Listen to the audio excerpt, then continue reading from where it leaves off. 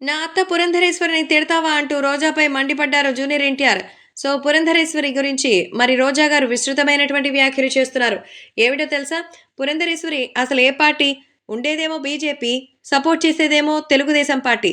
అలాగే తండ్రినన్నప్పుడు మాత్రం ఎవరు రాలేదు కానీ, ఇప్పుడు మాత్రం అందరూ తగుదనమ్మా అంటూ వచ్చేస్తున్నారు.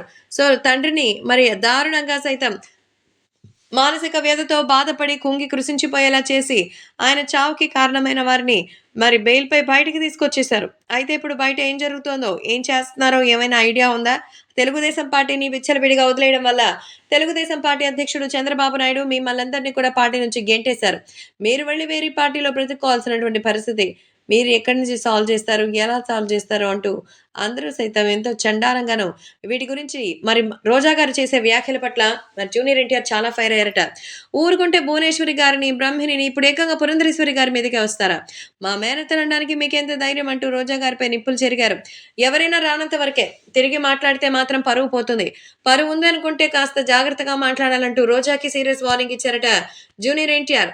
ఇక జూనియర్ ఎన్టీఆరే వార్నింగ్ ఇచ్చారంటే ఇక సైలెంట్ అవ్వాల్సిందే. ఎందుకంటే ఎన్టీఆర్ వాక్చాతుర్యం అంటే ఆమెకు బాగా ఇష్టం కాబట్టి. కాబట్టి ఇప్పుడు సోషల్ మీడియాలో సైతం ఈ విషయం ఒక్కసారిగా వైరల్‌గా మారుతోంది.